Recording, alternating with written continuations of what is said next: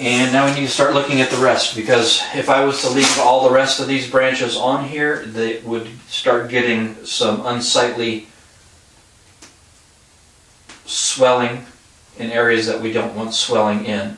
Pine trees as a whole grow a whorl of branches in one area. When you get a whorl of branches in one area, you only want to select one on this side, one on that side, or maybe one on this side, one on that side, and one in the back.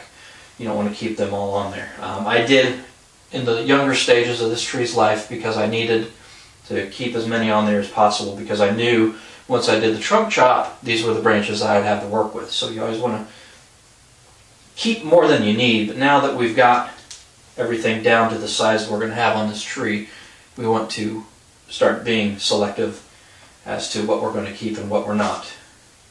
Now I can tell you right off the bat, we do not want any branches that are growing on an inside curve if we can help it.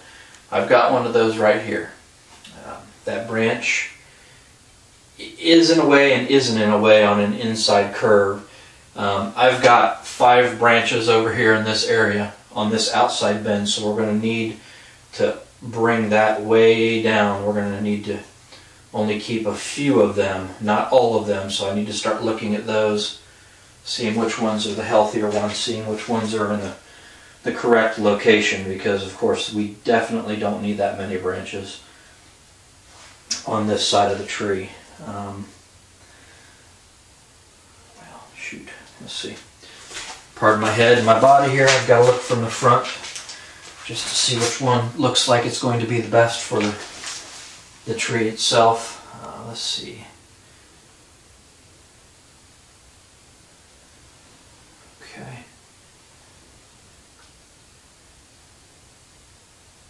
This being the front, that being the front right there.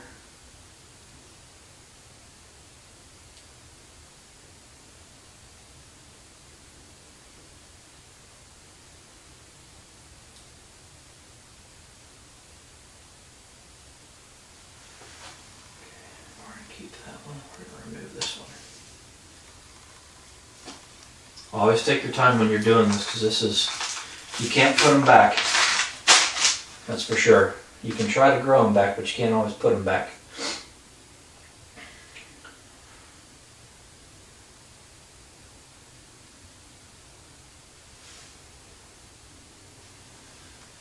Don't want to keep this one here, or do I?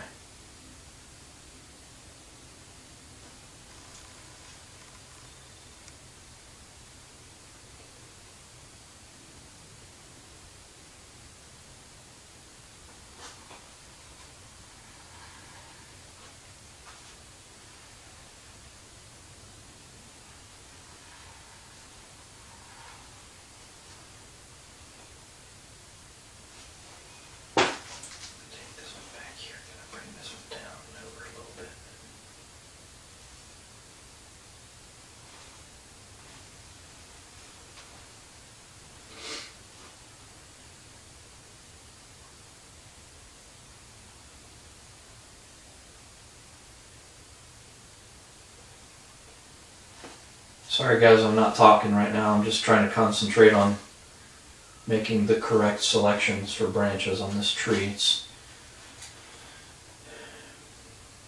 For whatever reason, most deciduous trees I can make snap decisions on them, but pines, it takes a little bit more for me, because what you see is what's going to be there. It's not necessarily going to be a winter and summer phase. It's a green phase all along, because they are, of course, an evergreen. One thing I can tell you I'm going to do is I'm going to remove a portion of this back branch. The growing tip, that's this dominant back here, I went ahead and chopped, and that's that main back branch, which is going to put more energy in the rest of these branches that are currently here on the tree.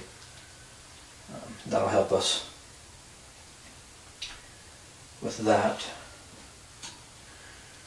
And I'm going to do the same with some of the rest of this, I think, as well. So we need to kind of bring some of these lower branches back in check. I mean, I've got 1, 2, 3, 4, 5 branches right here on this side, and I don't need all of them.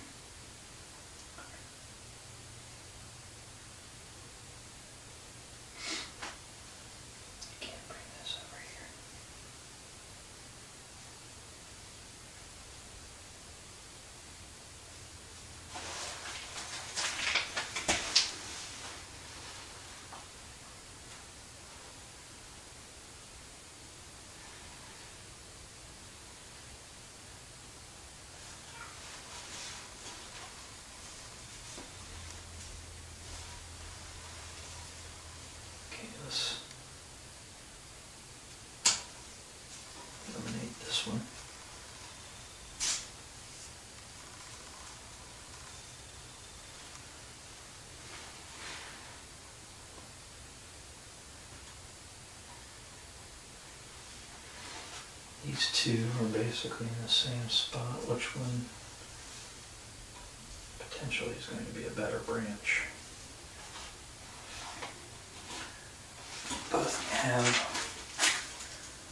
They both have some growth back inside them. I think I'm going to eliminate this one.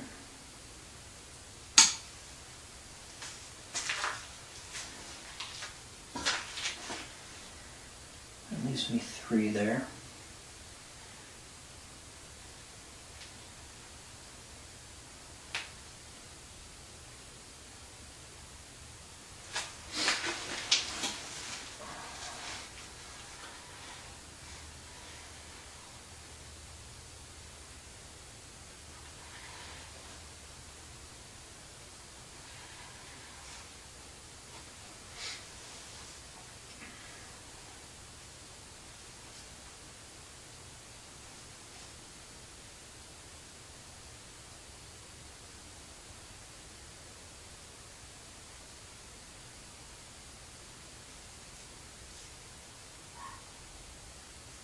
Okay, that gives me 3 to work with on that side instead of 6. Back branches here. Where are we at?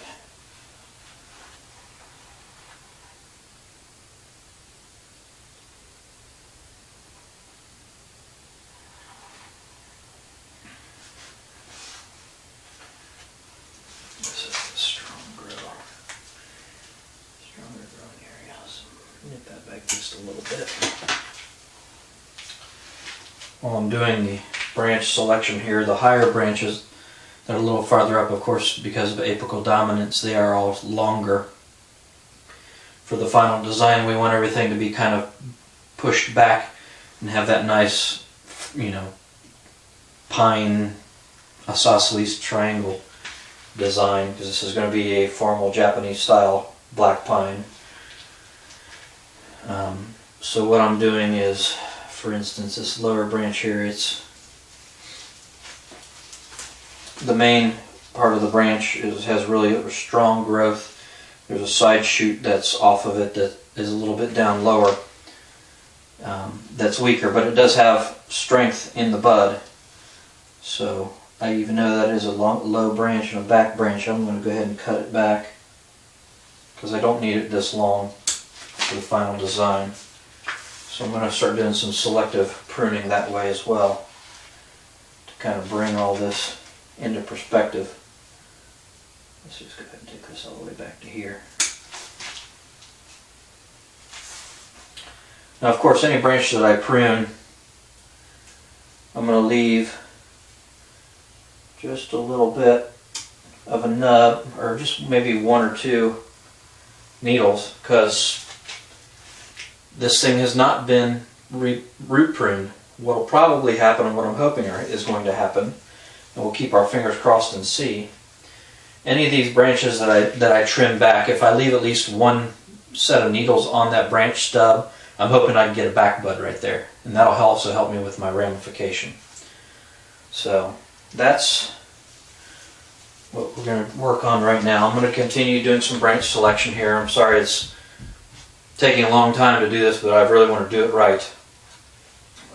Let me give you a quick 360 of where we are now. And I'm going to do just a few more branches. I'm going to remove just a few more branches off of this tree. And I'll come back at the very end. We'll do another 360. And that'll be it for this tree. That's the projected front of the tree right there.